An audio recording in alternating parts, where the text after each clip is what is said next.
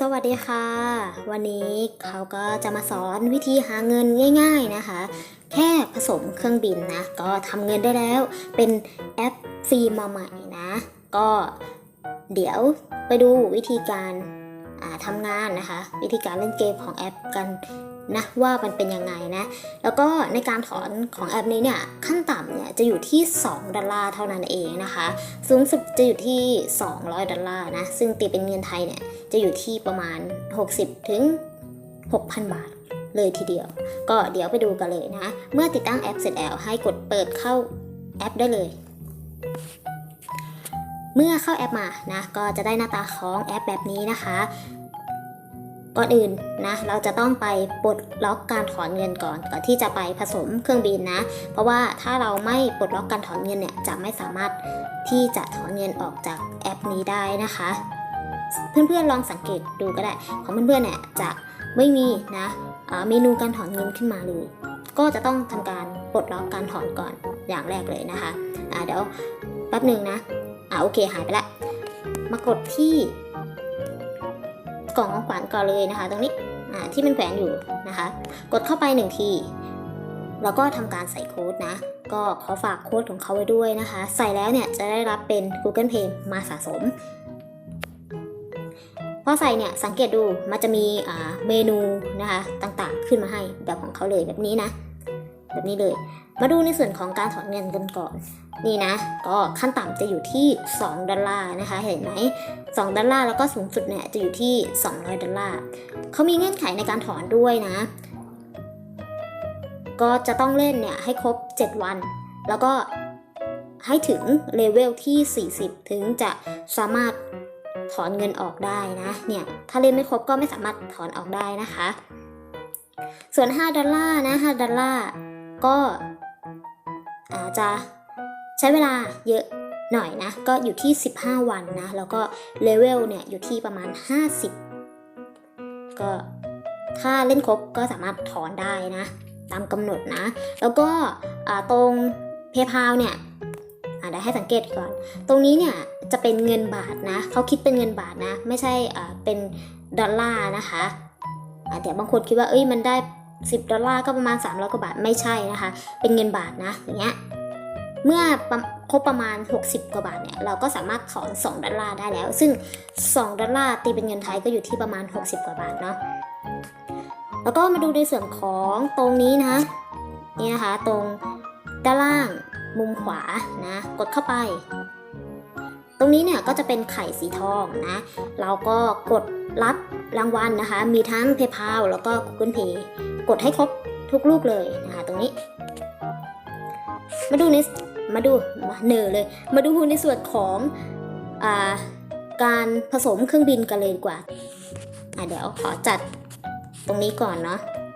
ถ้าเราไม่เอาเครื่องบินแล้วนะเราสามารถลบทิ้งได้นะแบบนี้เนี่ยลากลงมาตรงที่ถังขยะได้เลยนะคะแบบนี้เห็นไหมแล้วเราก็จะได้รับเป็นเหรียญมาด้วยนะคะโอเคทำการซื้อเลยแบบนี้กดตรงกลางเลยนะคะแล้วก็ทำการผสม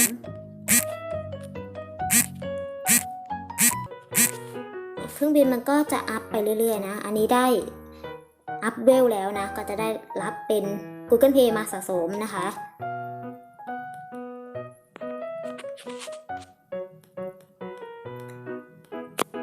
ก็เล่นไม่ยากนะสำหรับแอปนี้นะคะสะสม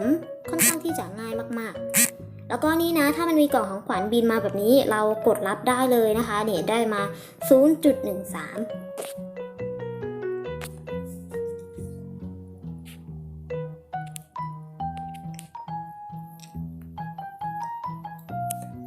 นี่แล้วก็ทำการผสมต่อไปได้เลยนะคะโอเคก็ได้รับเป็นเครื่องบินลำใหม่แล้วนี่เบอร์14ก็จะได้รับเป็น PayPal นะถ้าเราเนี่ยได้อัพเลเวลเนี่ยเราจะได้เป็น Google Pay มาสะสมแต่ถ้าได้เครื่องบินลำใหม่เราจะได้เป็น PayPal มาสะสมนะ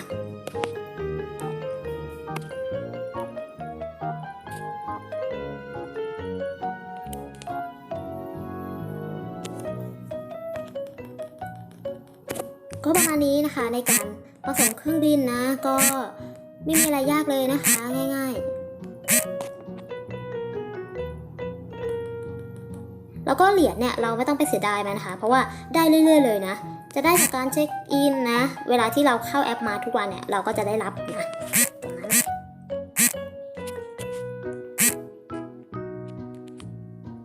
เวลาที่เราผสมแล้วเนี่ยก็อย่าลืมปล่อยให้มันวิ่งเพื่อที่จะรับนะคะรับเหรียญด้วยนะตรงนี้เห็นไหมนี่เดี๋ยวเขาปล่อยให้มันวิ่งก่อนได้มาอีกแล้วนะเป็นเพย์พาลนะคะอันนี้จะไม่ขอรับดีกว่าแล้วก็มาดูในส่วนของตรงจรวดตรงด้านซ้ายมือตรงนี้นะกดเข้าไปตรงนี้เนี่ยจะเป็นสปีดนะเวลาที่เรากดเข้าไปดูโฆษณาเนี่ยเครื่องบินที่เราปล่อยให้มันบินอยู่นะคะมันจะบินเร็วขึ้นนะเดี๋ยวเขาจะกดให้ดู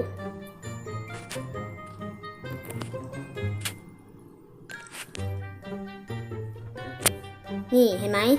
เร็วขึ้นกว่าเดิมนะแต่ว่ามันอาจจะค้างๆนิดนึงอันนี้เนี่ย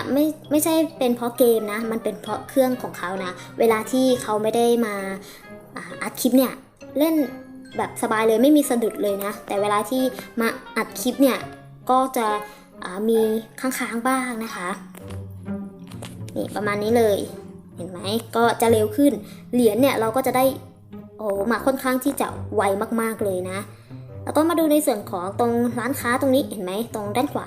กดเข้าไปเราสามารถเลือกได้นะว่าจะเอาเครื่องบินลำไหนแล้วก็กดซื้อได้เลยเนี่ย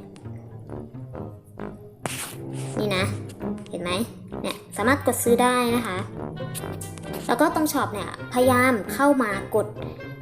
รับด้วยทั้ง3อันเลยตรงนี้นี่ตรงนี้นะอันสุดท้ายเนี่ยจะได้รับเป็นเหรียญฟรีนะอันนี้ก็ถ้าเขากดรับเนี่ยก็จะได้มา17 ล้านเลยนะ17 ล้านเหรียญซึ่งเยอะมากๆเลยก็อย่าลืมมากดด้วยนะจ่ายเงินจริงแน่นอน 100% นะมีคนได้รับเงินจากแอปนี้มาแล้วนะคะไม่ได้มาแบบ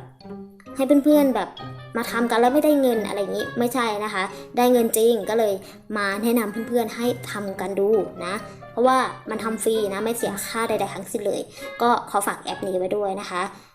สำหรับวันนี้ก็จะมารีวิวเพียงเท่านี้ถ้าชอบก็อย่าลืมกดไลค์กด Subscribe ให้เราด้วยนะสำหรับวันนี้ก็สวัสดีค่ะ